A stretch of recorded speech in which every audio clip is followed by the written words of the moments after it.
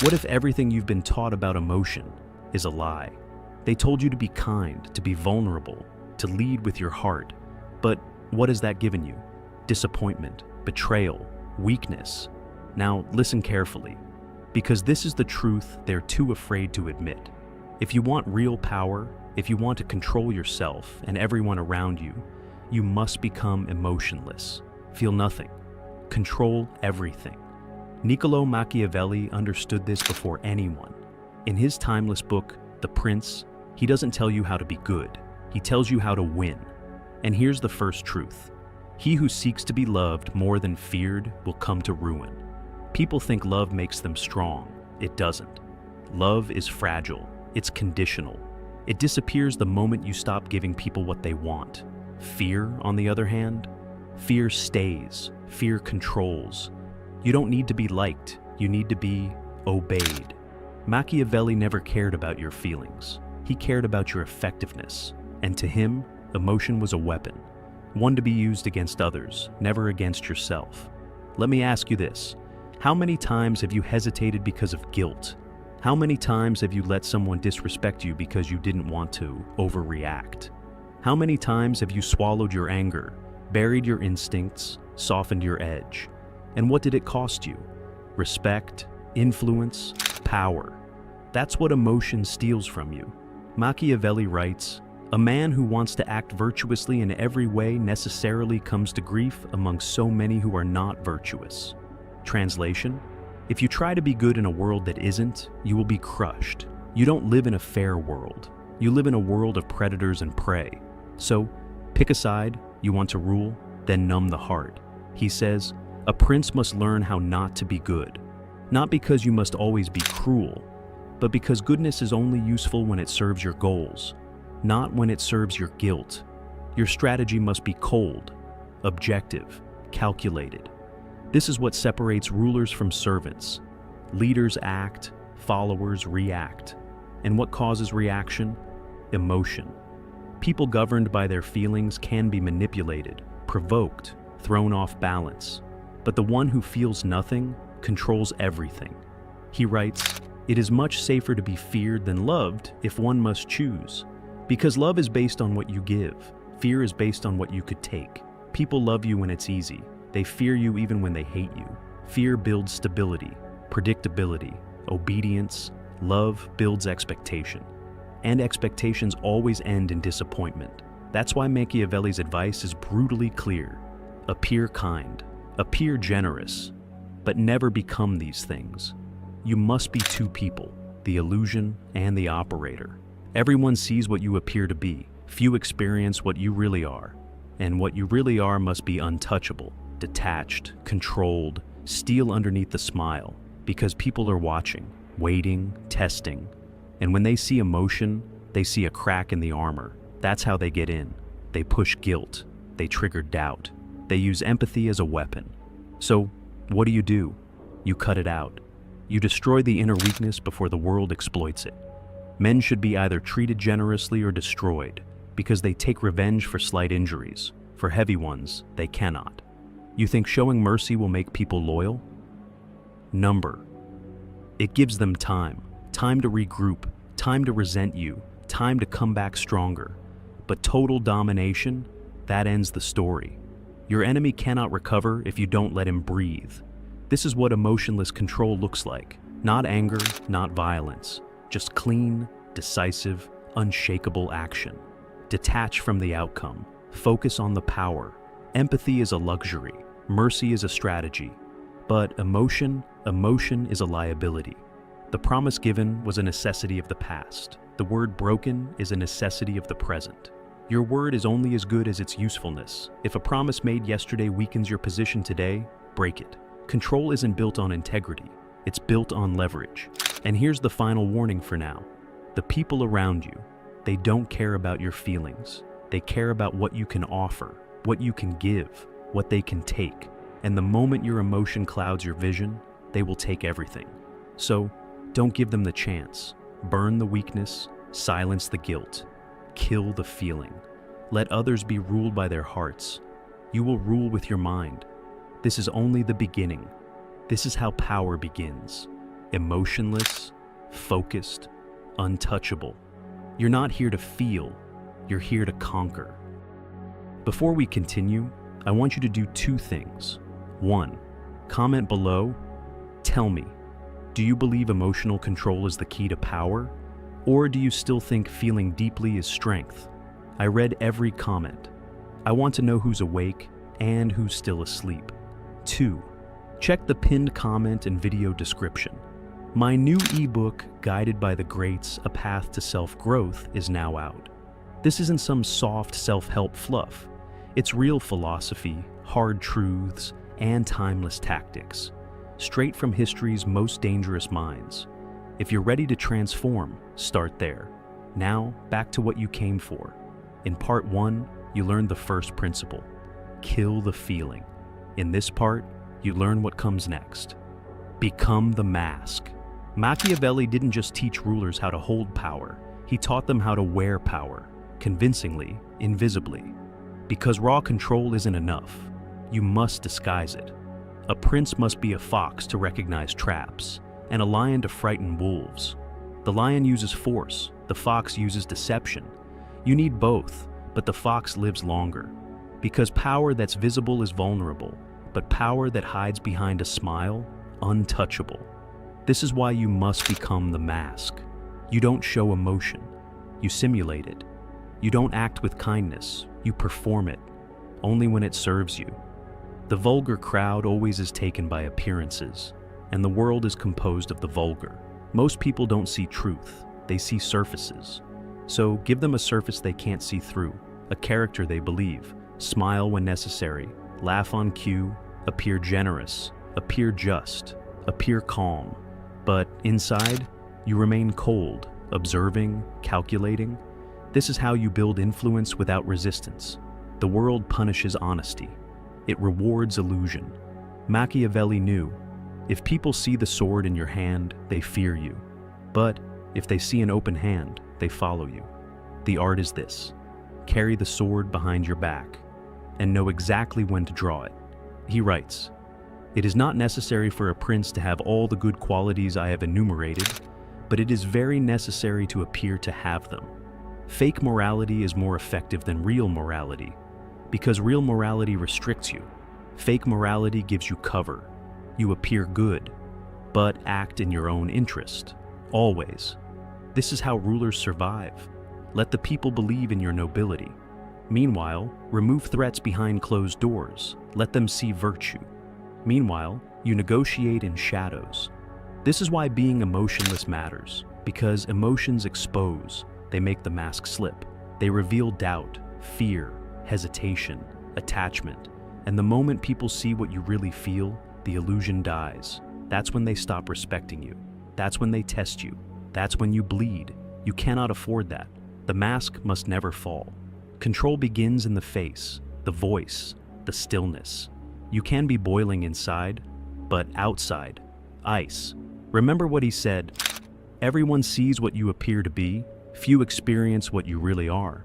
And that's your weapon. Because people don't resist what they admire. They resist what they fear, openly. But they submit to what they trust. So, become what they trust. Wear the mask of virtue. But be prepared to strike like a serpent when the moment comes.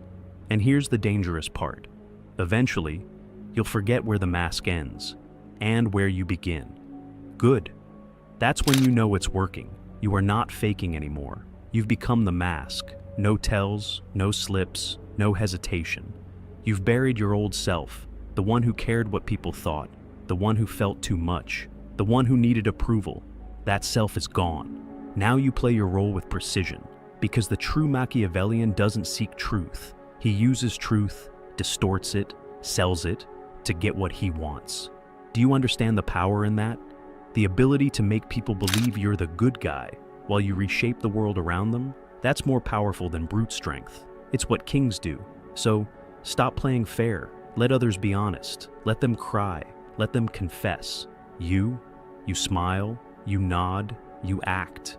And when the mask is perfect, no one even sees the blade in your hand. You must become untouchable, emotionless, invisible behind the mask. Control doesn't come from showing power. It comes from never needing to. This is the second step to domination. Master the illusion. Control the perception. Conceal the intent. And when the time is right, strike. Now drop a comment.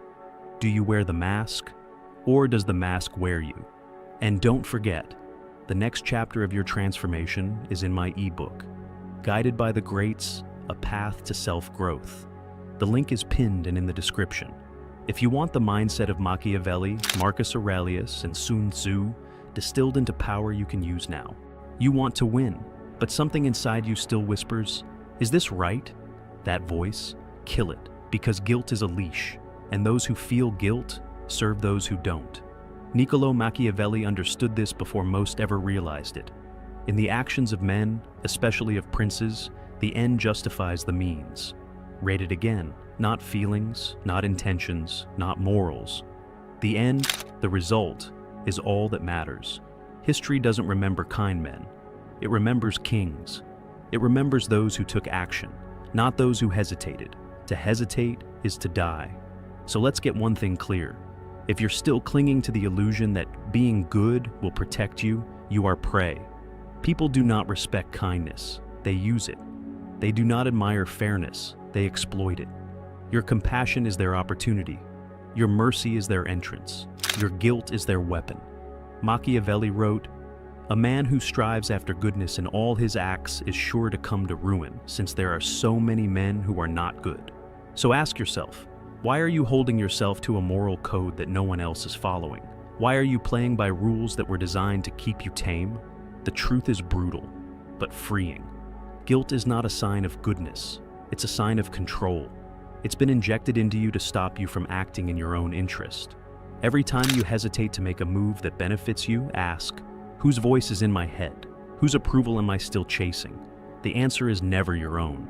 That's how you've been disarmed. Because the man who moves with guilt is predictable. He can be manipulated. He can be paused. He can be stopped. But the man who feels nothing but the cold clarity of strategy, is unstoppable. This is how the greats operated. Behind every throne, every empire, every legend, was a man who understood this. Morality is flexible. Power is not. You don't succeed by being liked. You succeed by being in control. And when you're in control, they'll call you evil until they need you, until they're under you. Then suddenly, your coldness is called strength. Your ruthlessness becomes leadership. You must learn this. It is much safer to be feared than loved when one of the two must be lacking. Love is a fragile currency. It depends on others. It fades, it turns, it betrays. Fear lasts. Fear forces respect, even from your enemies. Fear keeps people obedient, even when they resent you. And if you're smart, if you apply the mask from part 2, they won't even know they fear you. They'll just know they can't cross you. Because there's something in your silence that unsettles them. Something in your eyes that warns them. I will not feel bad for doing what's necessary. This is your evolution. Most people are too weak to manipulate others because they still care too much. They want to be liked. They want to be good. And in that desire, they surrender control. They become honest when they should lie. They show mercy when they should strike. They expose feelings that should have been locked away and buried. You must do the opposite. You must move like shadow. Use guilt as a weapon, not a weakness. Plant it in others, never in yourself. Make them feel bad for doubting you. Make them apologize for questioning your actions. Make them wonder if they are the problem. This is high-level influence. This is silent domination. Because once you control someone's guilt, you control their decisions. You control their thoughts. You control them. This is how Machiavellian rulers outmaneuver stronger enemies. They don't fight with fists. They fight with perception. If you can bend a man's reality, you never need to touch him. And the greatest lie you can sell is this: I am the one who's doing what's best for you. While you're doing what's best for you, no guilt, no regret, only outcomes. That is what separates the powerful from the powerless. The powerful sleep well, not because they were righteous, but because they won.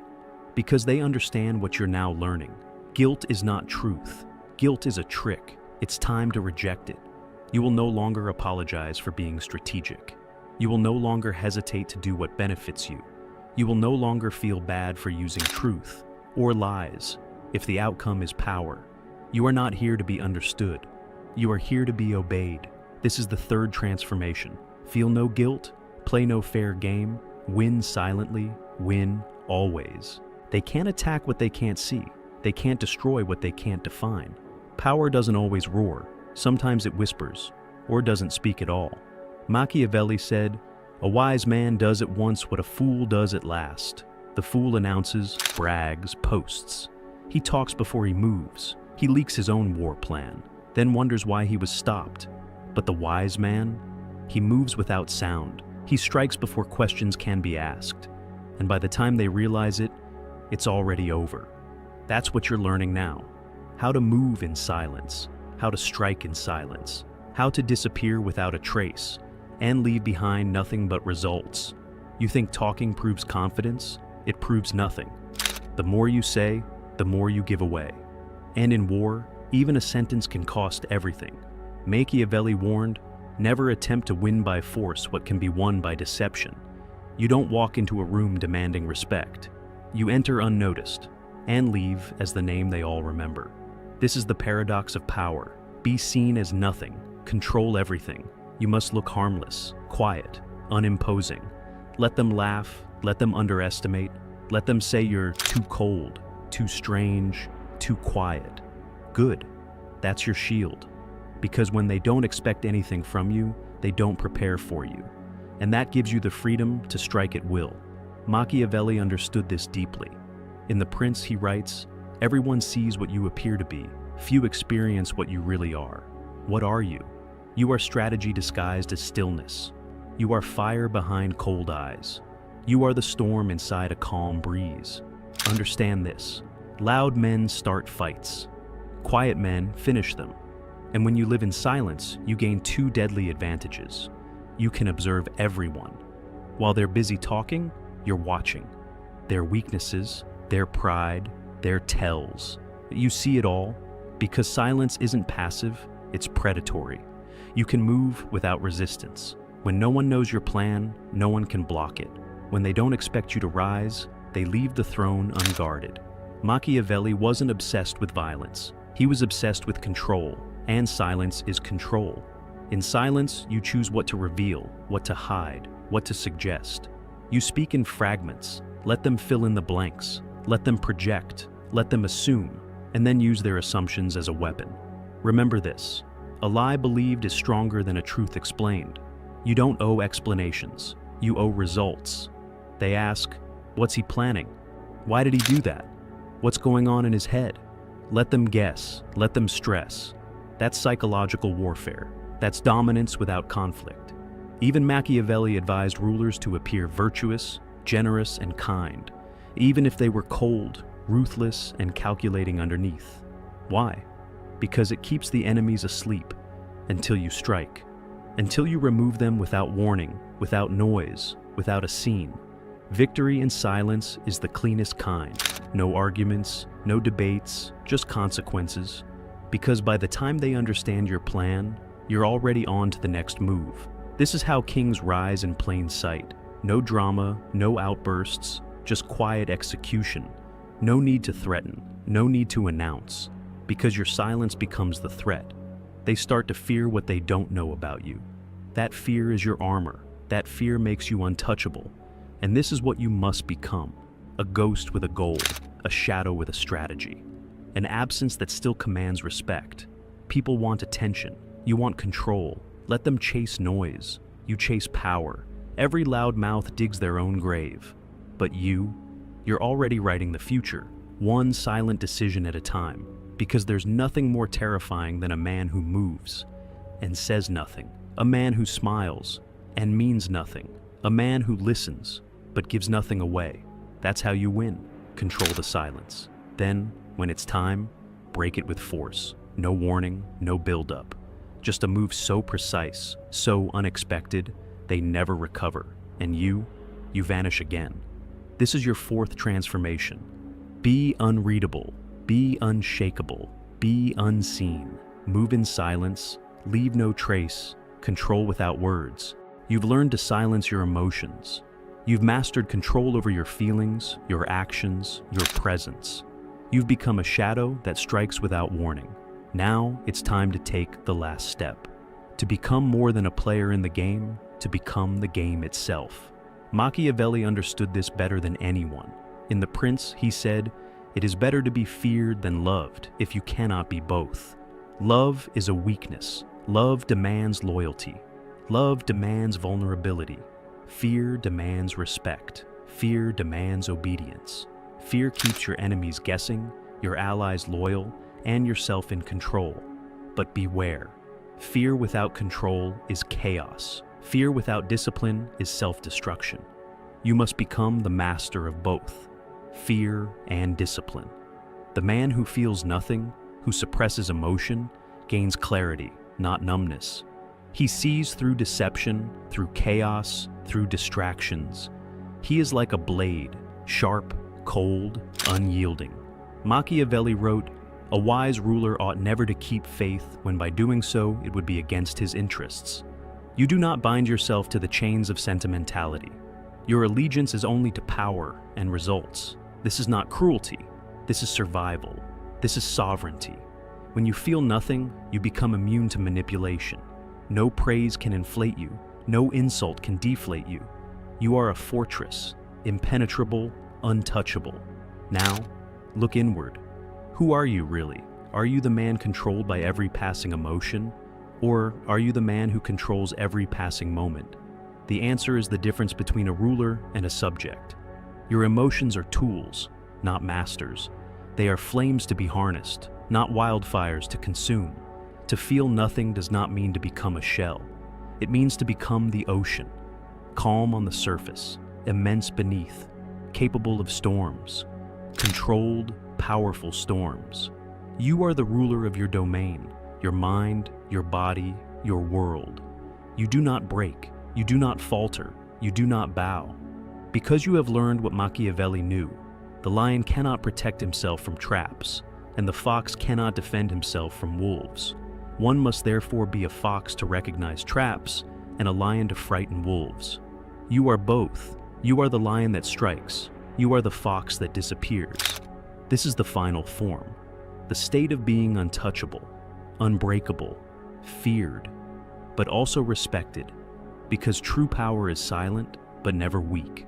It's cold, but never careless. It commands obedience without begging for it. To reach this state, you must embrace discipline over passion, logic over impulse, control over chaos. The world is full of those who feel too much, say too much, and lose everything. You are not one of them. You are the man who stands still when the world burns. You are the calm in the storm. You are the master of your fate, the ruler of your emotions. You don't wait for opportunities, you create them. You don't seek approval, you command it. You don't feel pain, you harness it. Because you are no longer a man caught in the tide of emotion. You are the tide itself, unstoppable, unshakable, unbreakable. You have become the embodiment of Machiavellian power, the cold, calculated force behind every move. The man who feels nothing controls everything, and that is the ultimate victory. The world is not run by the smartest people.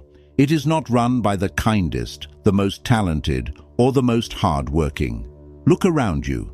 The people at the top, the ones who command attention, resources, and respect, possess a different kind of operating system entirely. You have been told that intelligence is about IQ, about solving problems, about memory. That is the lie they sell to the workforce to keep them productive.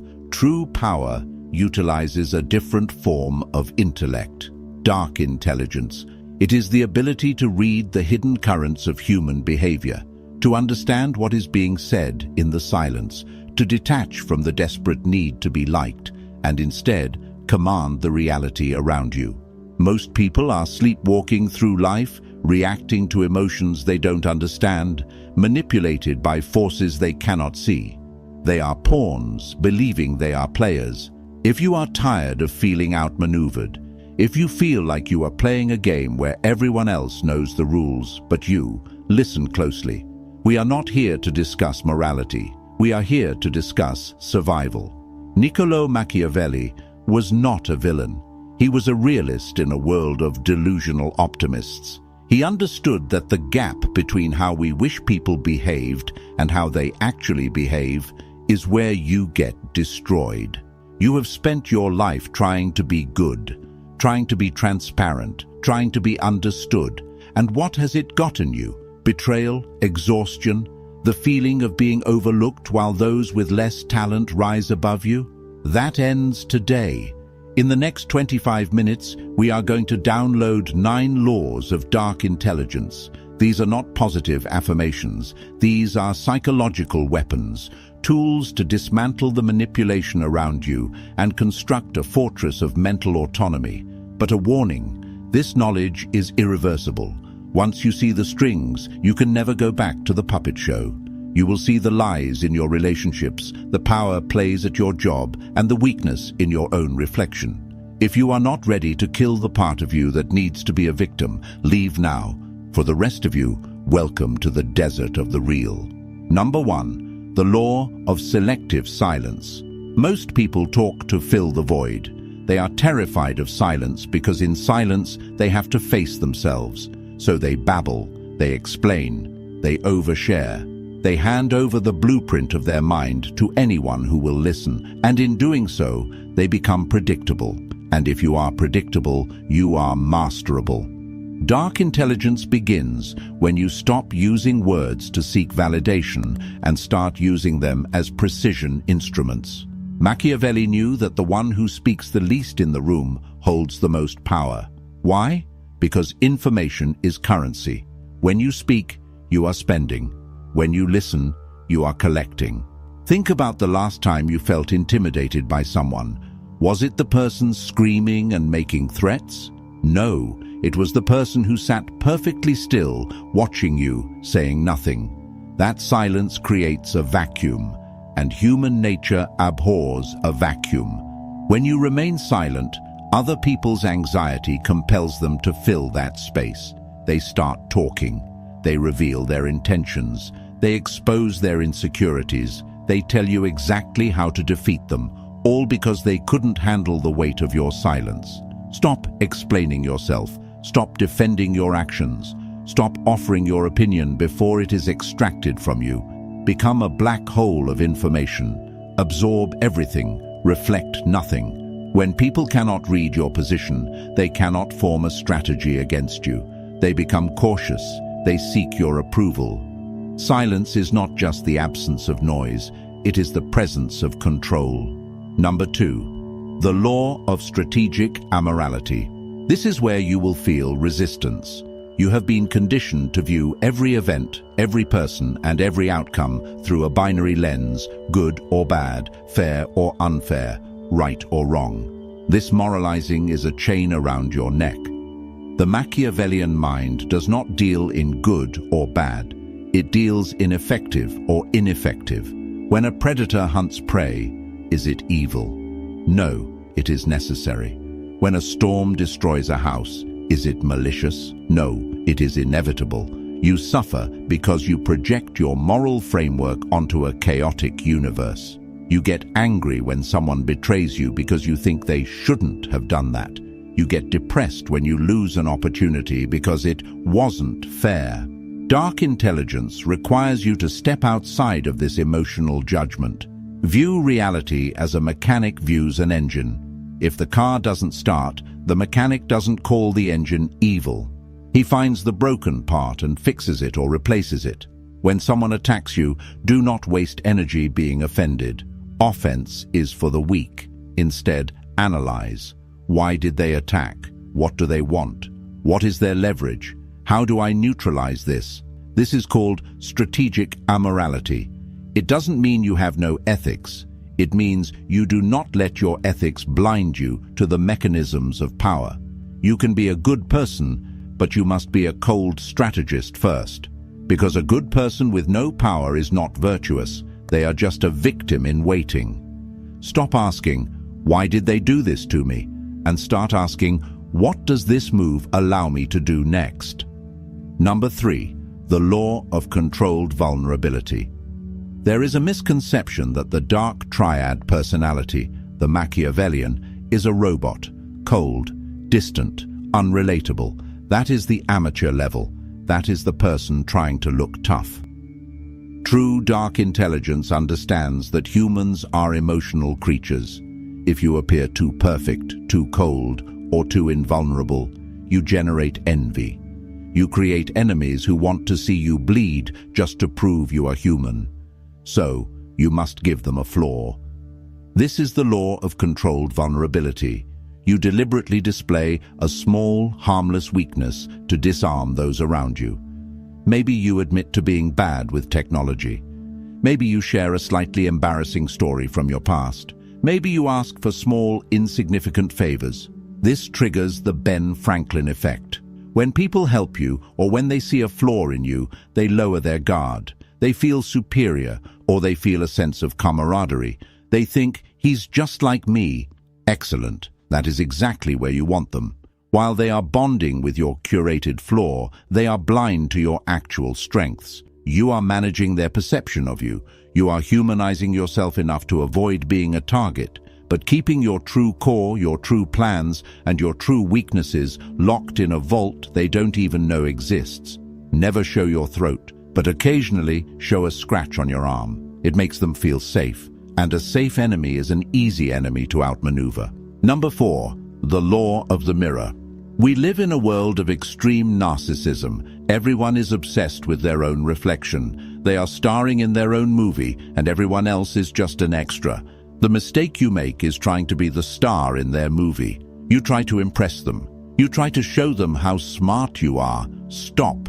Dark intelligence dictates that you do not try to outshine them. Instead, become a mirror. Reflect their emotions back to them. If they are angry, validate their anger. If they are excited, match their energy. Use their words. Adopt their posture. When you mirror someone, a powerful psychological transfer happens. They do not see you, they see themselves. And because they love themselves, they will love you. They will think you are the most intelligent, charming, and empathetic person they have ever met, even if you have said almost nothing. This is not about being fake. It is about data collection. When you are mirroring, you are not reacting. You are observing. You are learning their triggers, their values, their soft spots. While they are busy falling in love with their own reflection in your eyes, you are mapping their psyche. You are finding the keys to influence them. The mirror has no ego. It simply reflects. Be the mirror. Let them preen and pose, and while they are distracted by their own image, you move the pieces on the board without them ever noticing. Number 5. The law of outcome independence. The root of all anxiety is attachment to the outcome. You want the job, you want the relationship, you want the respect. And because you want it so badly, you signal desperation. You signal scarcity. And in the laws of power, scarcity is repulsive. People run from those who need them. They are drawn to those who can live without them. You must cultivate a state of radical outcome independence. This is the mindset that says, I will work for this, I will plan for this, but if I do not get it, I will be fine. This is not giving up. This is the ultimate power move. When you are willing to walk away from the negotiation table, you hold all the leverage. When you are willing to lose the relationship, you set the standards. Machiavelli knew that fear of loss makes you a slave. If your boss knows you are terrified of losing your job, he owns you. If your partner knows you are terrified of being alone, they own you. You must mentally accept the worst-case scenario. Visualize losing it all. Make peace with it. Realize you would survive. Once you destroy the fear of loss, you become dangerous. You become untouchable. You can speak the truth because you don't fear the consequences. You can take risks because you don't fear the fall. The person who does not need anything is the one who eventually gets everything, because they operate from a place of abundance, not a place of starvation. Number 6. The law of the useful enemy. Most people want a life of peace. They want everyone to like them. They avoid conflict at all costs. This is a biological error. Conflict is the forge of intelligence. Without resistance, your mind atrophies. Machiavelli advised the prince that he should not only be prepared for war, but should actively study it. Dark intelligence recognizes the utility of an enemy. An enemy sharpens you. An enemy forces you to focus. An enemy reveals your weaknesses so you can fix them. If you do not have an enemy, you become complacent. You get fat on your own ego. Sometimes you must use the friction of a rival to propel yourself forward. Look at history. Tesla needed Edison. Ali needed Fraser. The friction creates the fire. Do not whine about the people trying to bring you down. Use them. Let their hate be the fuel that drives your discipline. Let their doubt be the evidence of your ambition. And more importantly, having a common enemy is the fastest way to build alliances. Nothing unites a group faster than a shared threat. If you want to unify a team or a family or a movement, you do not preach love. You identify a threat. Do not fear the enemy. Curate them. Choose an enemy worthy of your potential and let the war elevate you. Number 7. The law of the persona. You believe you are one person. You believe in being authentic. This is a limitation. You are a multiplicity. You are different with your mother than you are with your boss. You are different with your lover than you are with your rival. Dark intelligence is the conscious curation of these masks. It is the realization that authenticity is often just an excuse for a lack of self-control. "I'm just being me," says the man who ruins a dinner party with his temper. That is not authenticity. That is childishness. You must view your personality as a construct, a tool. When you enter a high-stakes meeting, you must wear the mask of the authority. Cold, decisive, unwavering. When you are with your family, you wear the mask of the protector. Warm, engaged, present. This is not lying. This is calibration. You do not use a hammer to tighten a screw. You do not use a screwdriver to pound a nail. Why would you use the same personality for every situation in life? Machiavelli noted that the prince must be a great pretender and dissembler. He must be able to be the lion, ferocious, and the fox, cunning. If you are only the lion, you walk into traps. If you are only the fox, the wolves eat you. Fluidity is survival. Be water. Take the shape of the container you are in. When the container breaks, you flow. You do not shatter. Number 8. The law of necessary suspicion. Trust, but verify. No, that is too soft. Verify, then trust provisionally. The naive mind projects its own goodness onto the world. You think, I wouldn't lie to him, so he won't lie to me. This projection is the cause of your greatest heartbreaks. Dark intelligence accepts a brutal truth. Everyone acts in their own self-interest. Even acts of altruism are often driven by the need to feel good about oneself. This is not a reason to be bitter. It is a reason to be awake. You must develop a background radiation of suspicion, not paranoia. Paranoia is fear without evidence. Suspicion is attention to detail. Watch what people do, not what they say. Words are cheap. Words are designed to manipulate. Actions are the only truth. When someone offers you a great opportunity, ask, what is in it for them? When someone compliments you excessively, ask, what are they trying to distract me from? Machiavelli wrote, men are so simple and so ready to obey present necessities that he who deceives will always find those who allow themselves to be deceived. Do not be the one who allows themselves to be deceived. Require proof. Test loyalty before you lean on it. Give people small amounts of power and see how they use it before you give them the kingdom. It is better to be pleasantly surprised by loyalty than devastated by betrayal. Number 9. The law of the shadow. We end with the deepest law, the one that Carl Jung and Machiavelli would agree upon, though they approached it from different centuries. You must integrate your monster. Society tells you to be harmless, to be nice, to repress your anger, your greed, your desire for power. But a harmless man is not a virtuous man. A harmless man is just a weak man. He cannot do good because he does not have the capacity to stop evil. Dark intelligence is the realization that you are capable of terrible things. You have the capacity for cruelty. You have the capacity for manipulation. You must not deny this. You must own it. Why? Because if you do not know your own capacity for darkness, you will never recognize it in others. You will be naive. And worse, if you repress your shadow, it will control you. It will come out in passive aggression, in resentment, in self-sabotage.